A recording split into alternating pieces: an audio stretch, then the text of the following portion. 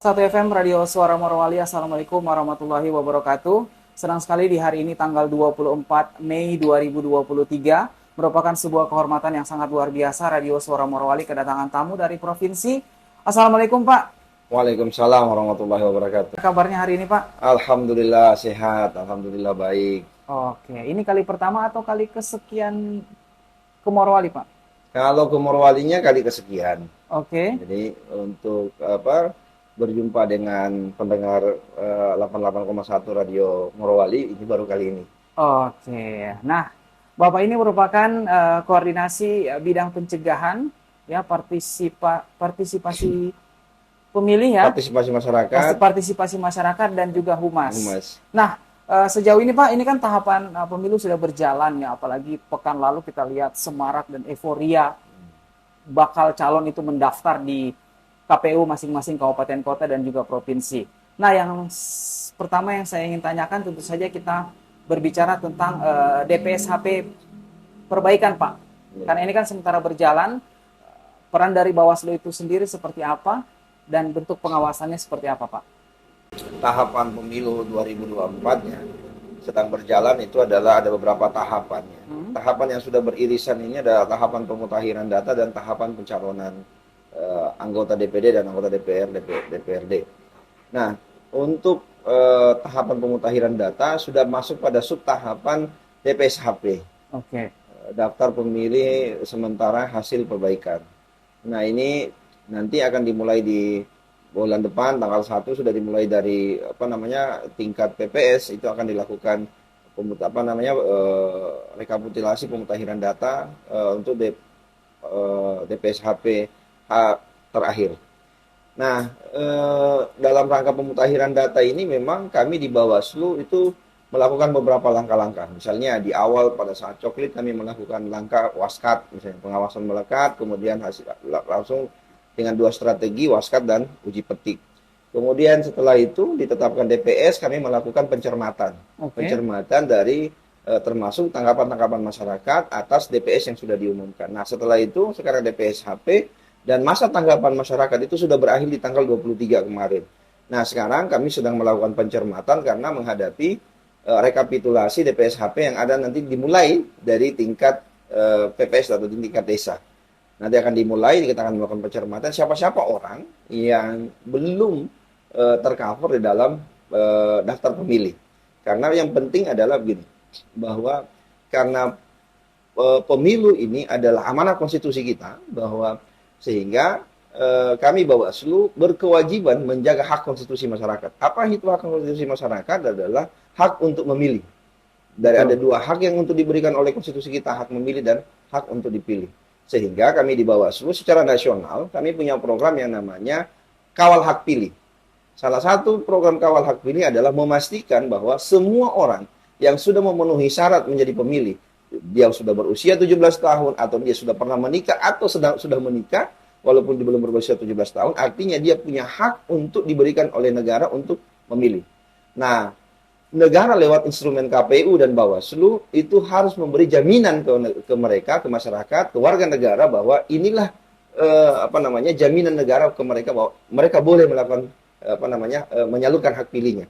Nah, salah satunya adalah diaktualisasikan dengan kerja-kerja pada tahapan pemutahiran data ini. Sekarang sudah masuk dalam subtahapan DPSHP terakhir. Pasca ini nanti akan ditetapkan DPT. Oh, pasca ini ditetapkan Ya, DPT, DPT Pak ya? nanti akan di tingkat kabupaten sudah masuk pada DPT. Sekitar tanggal 20-21 Juni nanti. Jadi nanti akan berjenjang, prosesnya akan berjenjang dari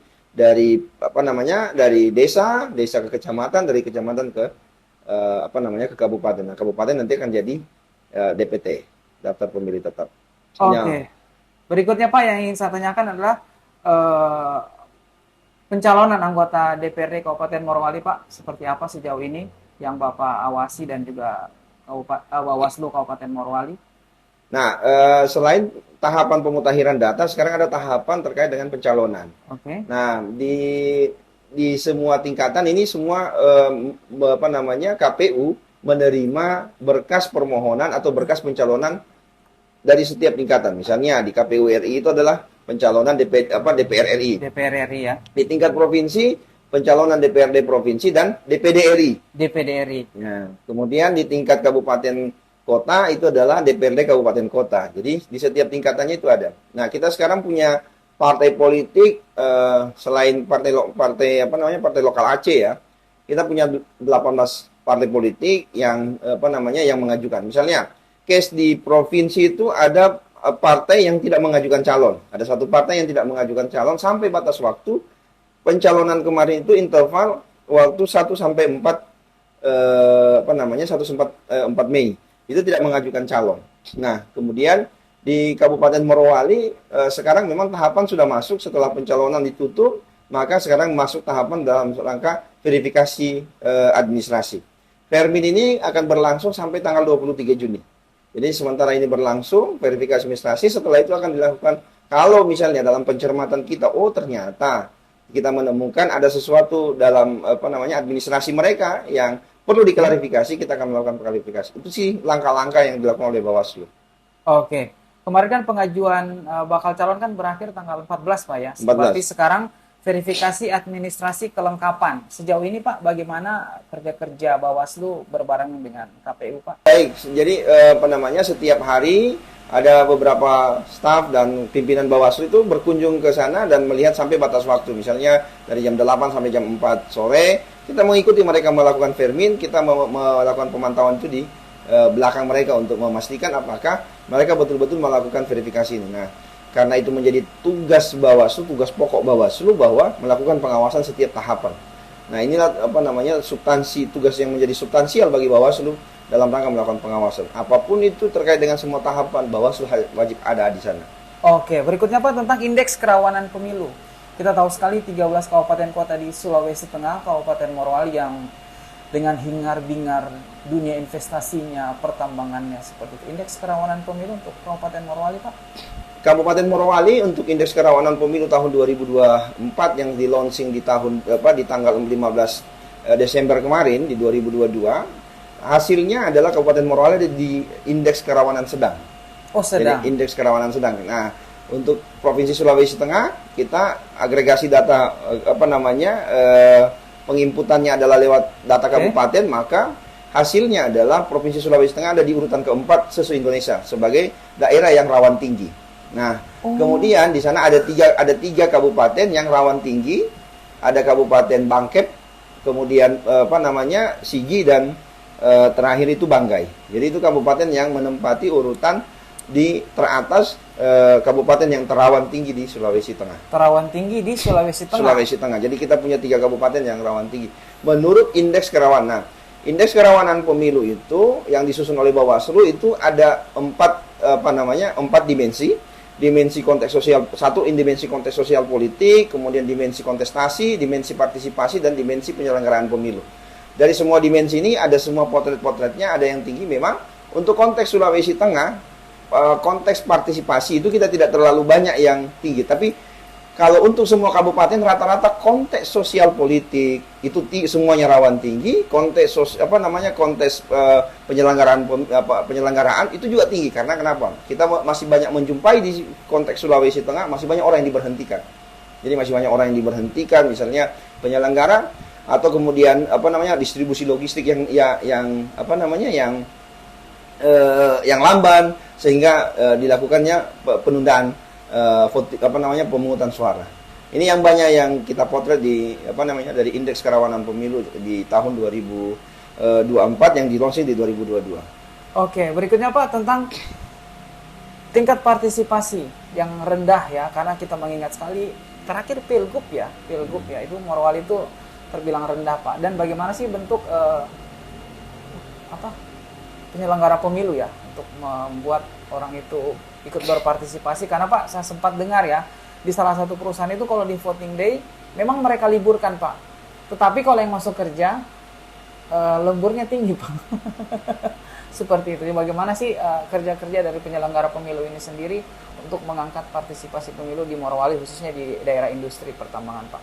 Dengan soal partisipasi masyarakat ya, kalau dalam pemilu ini sebenarnya partisipasi itu ada 3 ya. Oke. Pertama, partisipasi masyarakat untuk menjadi peserta. Untuk menjadi peserta. Siapa pesertanya? Oke. Siapa yang menjadi calonnya, kan gitu. Menjadi calon legislatif, calon kepala daerah nanti, calon presiden. Tentu mereka itu adalah dibutuhkan partisipasinya, karena kalau tidak ada partisipasi menjadi calon, tentu tidak ada. Nah, itu pertama. Yang kedua, partisipasi orang untuk memilih. Nah, Partisipasi orang memilih adalah bagaimana kita merangsang orang, menghimbau orang untuk menggunakan hak pilihnya. Nah, problemnya adalah memilih itu adalah hak. Berbeda dengan konteks misalnya negara yang sudah maju. Misalnya kita lihat di Australia. Australia memilih itu bukan hak, tapi dia kewajiban. oh kewajiban. Antara hak dan kewajiban ini tidak bisa. Kalau dia adalah kewajiban, orang tidak menunaikan kewajiban, maka dia dapat sanksi. Pertanyaannya, di Indonesia, apakah orang yang tidak memilih itu dapat sanksi atau tidak? Tentu tidak, karena itu adalah hak. Inilah perbedaan penempatan dalam konstitusi kita. Ini adalah hak atau kewajiban. Sehingga pada saat kita mau menghimbau orang tidak datang, apa konsekuensinya yang akan dia dapatkan? Tentu tidak ada. Nah, ini soal kenapa misalnya kita merujuk ke negara-negara yang sudah maju demokrasinya? Iya, karena ditempatkan dia sebagai kewajiban. Di Australia misalnya, bagi orang yang tidak menggunakan hak pilihnya, menggunakan kewajiban untuk memilih, maka dia hak keperdataannya hilang. Misalnya, untuk mendapat akses layanan administrasi, itu nggak boleh. Tidak diberikan. Itu yang membuat orang. Nah, inilah perbedaannya. Inilah juga tantangannya buat kami penyelenggara. Tantangannya untuk memberi pemahaman ke orang. Orang itu tidak mau memilih, boleh jadi karena keyakinannya. Boleh jadi memang karena dia sudah apatis, pernah dikecewakan. Iya. Boleh jadi memang acuh tak acuh dengan masa depan bangsa.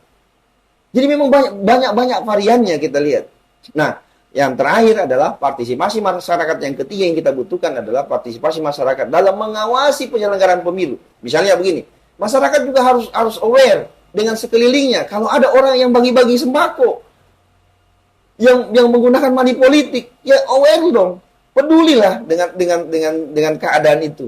Sampaikan ke kami di Bawaslu. Sampaikan ke kami untuk melakukan penindakannya. Itu yang kira-kira. Jadi dalam proses pemilu itu ada 3 unsur. Unsur peserta, unsur pemilih, dan unsur penyelenggara. Unsur ini harus ada.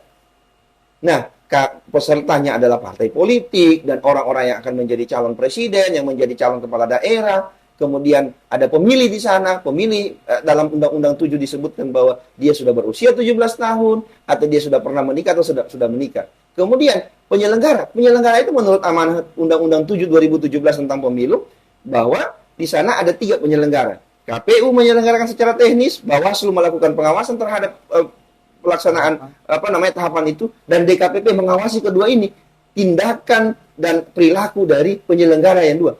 Bawaslu dan KPU. Kalau itu melanggar norma-norma sosial, norma-norma agama, silakan dilaporkan. Itu adalah garansi yang kita berikan sebagai penyelenggara bahwa ke depan kita butuh integritas penyelenggara. Penyelenggara pemilu yang berkualitas harus ditunjang oleh penyelenggara yang berintegritas. Karena kalau sudah pemilunya berkualitas baik, maka yang akan muncul adalah public trust, kepercayaan publik kepada kita. Memang sekarang berseliweran informasi misalnya, banyak hoax. Sudah KPU, Bawaslu sudah disusupi, sudah diatur, sudah diskenariokan siapa yang akan menang. Kira-kira seperti itu. Nah, itu yang kita kikis bersama bahwa ini dalam rangka membangun public trust. Salah satu kuncinya adalah Bawaslu selaku penyelenggara harus memiliki integritas. Betul sekali, Pak. Nah, berikutnya Pak yang ingin saya tanyakan adalah kan kantor yang sudah dihibahkan kemarin, apakah ada progresnya Kak? Kapan mau hibah ya dari pemerintah daerah, Pak? Tadi saya sempat sempat melihat kantor itu.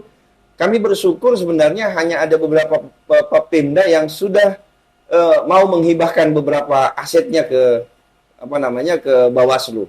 Misalnya ada sekitar 2 atau 3 Pemda ya yang sudah menghibahkan. Ada di Banggai Laut misalnya kami dapat hibah bangunan dan gedung, tanah dan bangunan. Jadi kemudian di sini kami dapat tanah yang menurut saya itu sudah representatif sekali secara apa namanya secara luasan. Cuma memang begini, ada beberapa kebijakan yang belum bisa kita lakukan. Misalnya melakukan pembangunan. Ini soal pendanaan yang kita belum dapat lah, gitu. Nah, apalagi ada kebijakan pemerintah pusat bahwa pembangunan baru itu di pending dulu.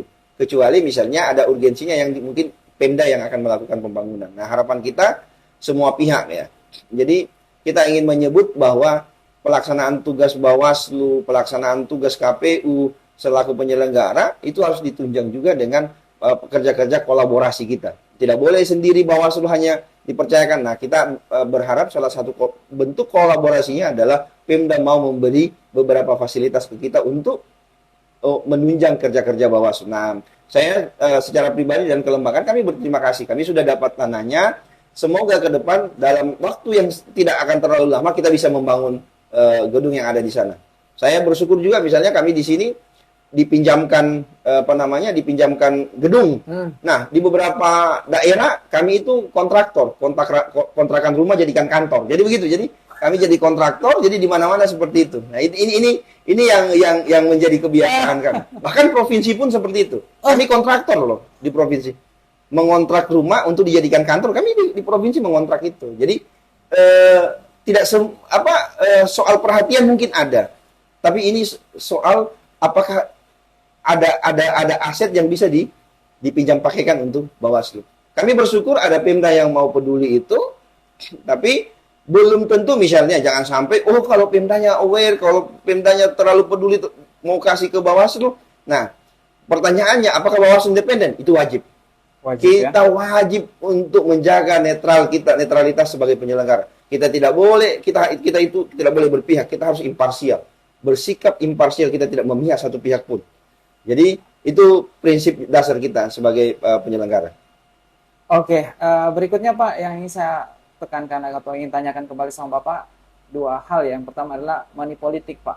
Bagaimana sih money politik itu, karena ada beberapa masyarakat yang justru menganggap itu biasa seperti itu. Yang kedua adalah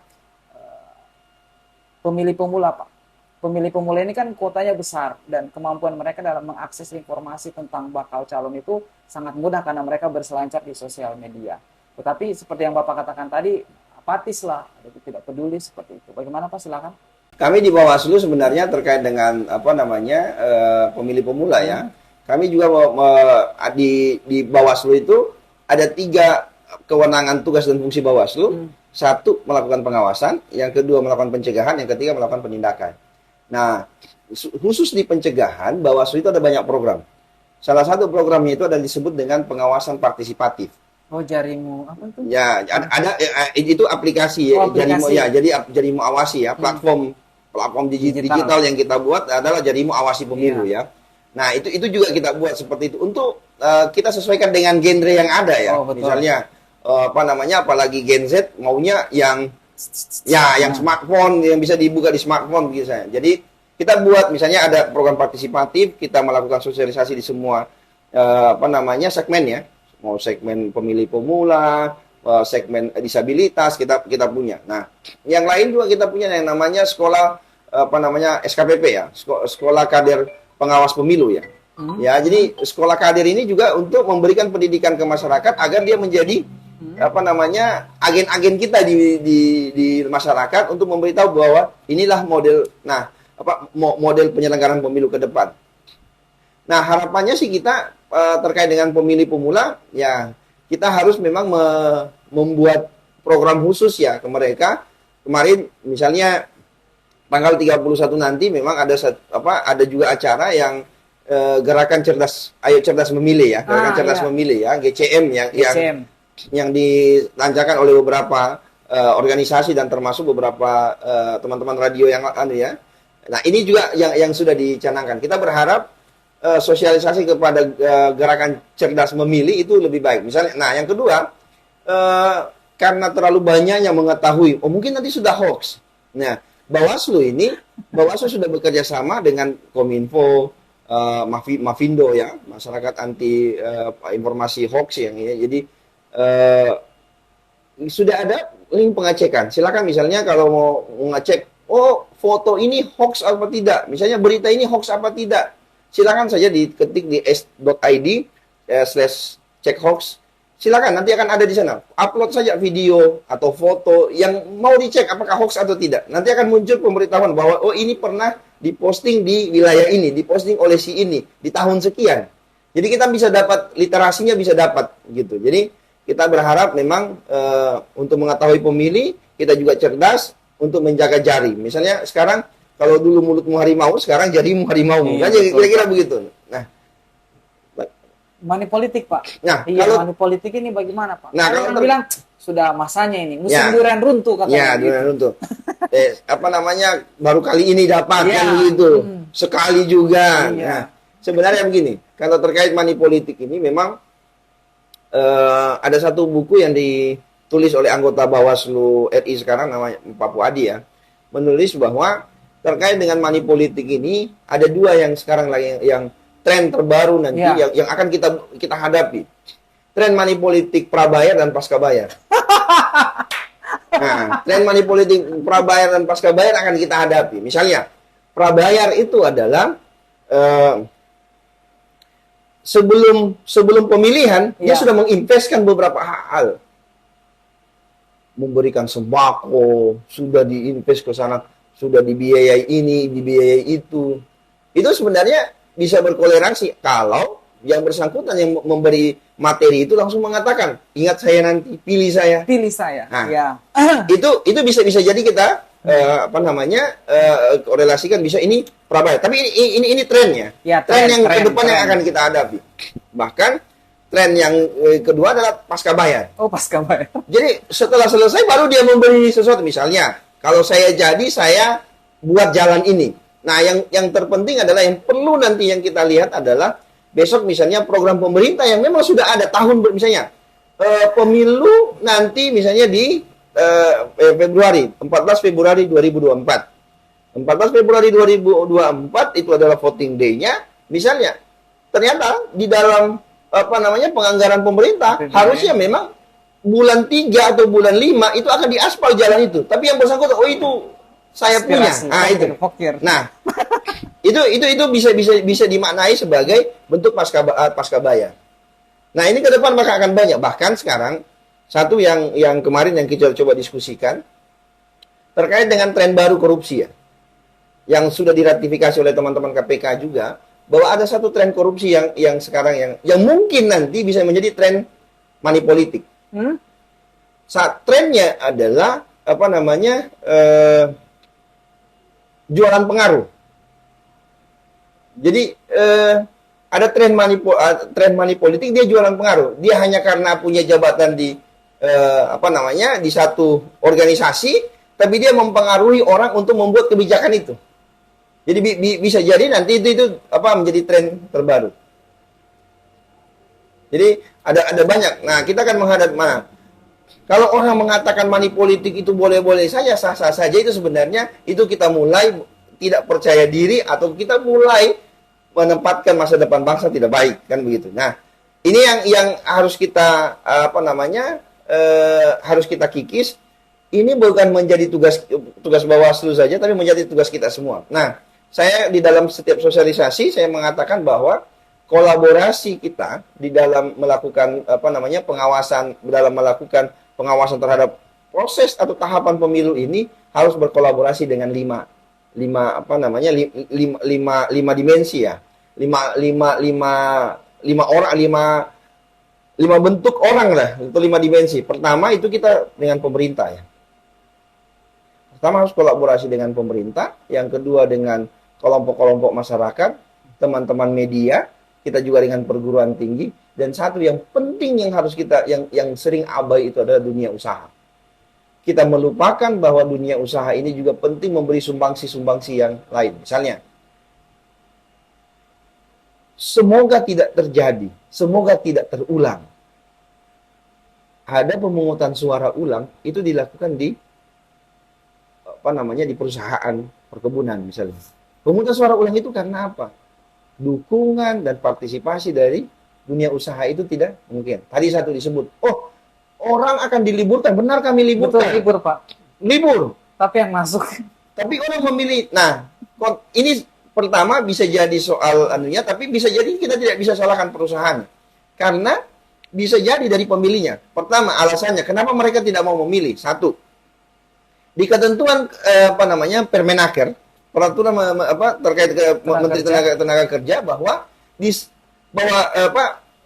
setiap hari libur, maka siapa yang masuk itu adalah lembur. Nah, persoalannya voting day itu ditetapkan sebagai hari libur nasional. Itu satu. Oh God. Nah, kalau seandainya dia tidak ditetapkan hari libur, maka orang ada hari libur. Kalau dia masuk, berarti dia dapat. Nah, problemnya yang kenapa kemarin yang saya perlihat, saya mencontohkan kasus yang di perkebunan. Pada saat itu kita melakukan pemilihan kepala daerah di tahun 2020. Nah, di saat itu masih ada pandemi COVID-19. Ada kebijakan yang diambil oleh perusahaan bahwa setiap orang yang keluar dari wilayah perusahaan untuk masuk kembali itu harus di-swab. Artinya yang bersangkutan pemilih harus mengeluarkan uang. Sementara kalau dia masuk kerja, dia mendapatkan bonus. Kira-kira mana? Ini soal pilihan orang. Ini soal kesadaran kita semua. Yang kedua, pada saat diliburkan, mereka lebih memilih untuk beristirahat. Karena capek, penat dengan aktivitas mereka di perusahaan. Lebih enak tidur. Betul, Pak. Ini soal kesadaran. Nah, kembali lagi memang tidak bisa kita mengatakan bahwa kalau besok-besok penyelenggaraan pemilu ini partisipasinya rendah, KPU Bawaslu tidak bekerja. Itu tidak seperti itu, tidak bisa langsung mengatakan seperti itu. Kenapa? Karena ini soal kesadaran orang, soal kepedulian kita terhadap proses demokrasi yang ada di Indonesia. Nah, kembali lagi karena dia adalah soal hak. Kita tidak bisa memaksakan hak orang secara psikologis. Nah, yang bisa kita lakukan adalah menghimbau, membuat perangkat-perangkatnya, memudahkan mereka untuk melakukan memberikan hak pilihnya. Satu misalnya, masyarakat itu harus didekatkan tempat pemungutan suara dengan tempat tinggalnya. Agar dia mudah. Teman-teman disabilitas harus dipenuhi fasilitasnya. Mejanya tidak boleh tinggi, mereka harus rendah. Tempat bilik TPS-nya harus agak lebar mejanya, biar mereka diberi kesempatan. Kira-kira begitu cara negara memberi jaminan kepada kita melalui tugas-tugas yang diamanahkan ke KPU selaku penyelenggara tes dan kami Bawaslu yang melakukan pengawasannya. Baik Pak, luar biasa Pak Nasrun SPDI MAP, Kepala Divisi Pencegahan Partisipasi Masyarakat dan juga Humas. Semoga apa yang Bapak sampaikan bernilai ibadah rahmat Allah Subhanahu wa taala. Amin amin. Dan ini juga merupakan tugas Bapak dalam perjalanan mengawasi di Kabupaten Morowali. Saya doakan Bapak sehat-sehat, bisa kembali ke Palu dalam keadaan yang prima. Terima kasih kepada seluruh pendengar Radio Suara Morowali. Nanti kita jumpa lagi di live talk show berikutnya. Dialog ini juga nanti bisa Anda dengarkan di channel YouTube RSM ya. Kita sudah typing juga. Nanti akan kita siarkan dan bisa dikonsumsi bersama dengan teman-teman Bawaslu. Saya pamit. Assalamualaikum warahmatullahi wabarakatuh. Selamat malam dan selalu banyak cinta untuk Morowali. Waalaikumsalam.